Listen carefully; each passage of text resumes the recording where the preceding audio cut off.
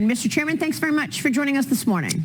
You bet. Good to be with you. Can you walk us through what happens this morning with this contempt of Congress charge? Yeah, there's a report. It actually functions like a bill. You will mark it up. There can be amendments offered. There'll be debate. I assume it'll be a pretty robust debate there in the committee.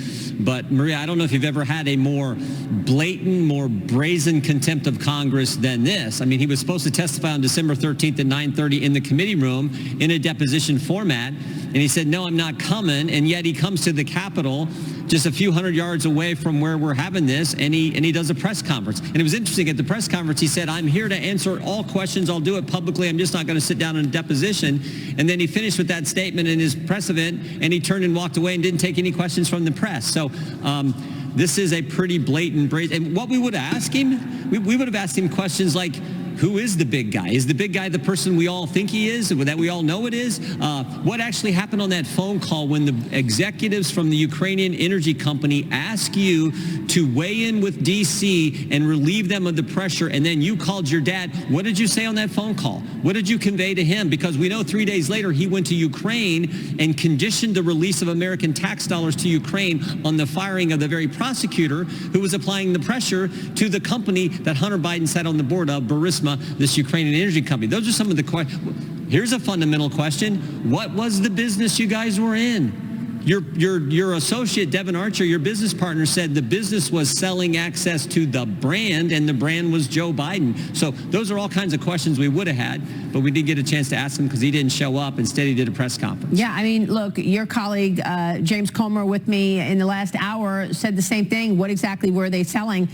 But look, when you're talking about this defying of a subpoena, Hunter Biden couldn't do that alone, right? He had to get the space on the Senate side to create an opportunity to do a press conference, to stick it in your eye, to say, I'm here, but I'm not going to where you want me to go. Yep. Eric Swalwell set up that for him on the Senate side so that he could help. Is Eric Swalwell also complicit here? Does he have some answers to give us, given the fact that he, too, helped Hunter Biden, I guess, defy that subpoena?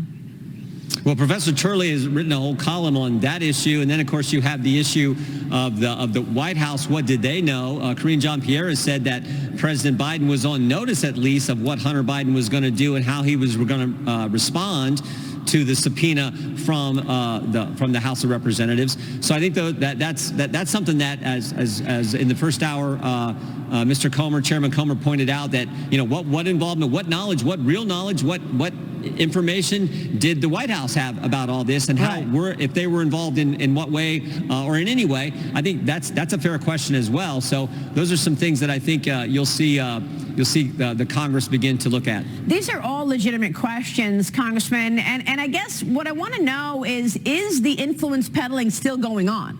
I mean, you've talked so much, as has James Comer, about potential bribery, influence peddling, potential money laundering. We know that Hunter Biden is selling his art and not telling us who he's selling it to.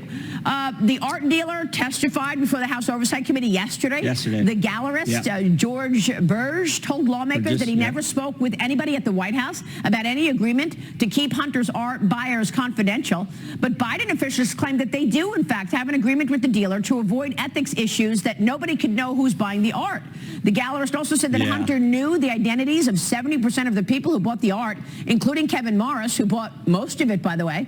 Hunter cut Morris a sweetheart deal by charging him 40% of the art, which was actually valued, he claims, at $875,000. Burge has admitted he had never done an art deal like this before. Congressman, do you believe selling this art to people that they're not telling us who's buying the art could, in fact, also come under the umbrella of influence peddling?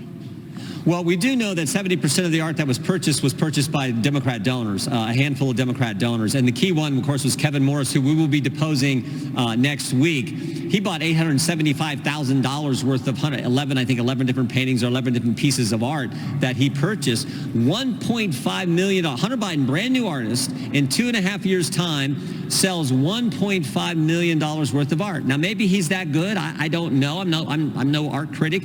But what I do know is 875 of that 1.5 million was from this one Democrat donor, this one individual who's done all kinds of things for Hunter Biden. In addition to buying $875,000 worth of art, this guy also paid $1.2 million of Hunter's back taxes. He's also given Hunter Biden other money. I think the LA Times said it was a total $5 million that this guy has given to Hunter Biden. So wow. This is someone that we'll be talking to next week in a deposition as part of our impeachment inquiry. And James Comer just told us a moment ago that Kevin Morris blew off, his question to come and talk. And in fact, he was right there behind Hunter Biden. I want to switch gears and get your take on Fulton County Prosecutor Nathan Wade. He was hired by Georgia District Attorney Fani Willis to investigate former President Trump. That Trump met with Biden White House twice last year. We're learning now that Willis and Wade are allegedly in a romantic relationship, an affair. The two benefiting financially from this case, using law firm funds to take vacations together. Tennessee Senator Marsha Blackburn writes this on X. Fani Willis' alleged romantic partner, special prosecutor, coordinated with the White House while building the political prosecution of Donald Trump, all on the taxpayer dime. We're also learning a top prosecutor on special counsel Jack Smith's team discouraged the FBI from investigating the Clinton Foundation back in 2016. A lot is coming out here, Mr. Chairman, about the people who are trying to take Donald Trump down. Can you assess this? Yeah, well, we're particularly interested in this idea that this news that just broke yesterday that looks like Nathan Wade was at the White House working on this case and doing so on Fani Willis's dime. What kind of coordination was going on there? Were they talking to the White House counsel? Who were they talking to? I mean, so we want to investigate that to see if that actually happened, and if so, who in fact was he talking to in the White House, and was it about this case, this ridiculous case by Fani Willis against President Trump and a bunch of other folks there in Georgia? So this is something we're looking at. The news broke 2 nights ago about the romantic relationship supposedly that's going on there, and that he was hired by Fani Willis. And then this news yesterday about Mr. Wade being at the White House. We want to check all that out, but we're looking at that, and our lawyers are on the committee are investigating. So what is your assessment of what's happening with Trump right now, Congressman? I mean, you've got all of these indictments. He's back and forth. They want him in court. Special counsel Jack Smith wants him on trial right before Super Tuesday as the former president waits for the Supreme Court to weigh in.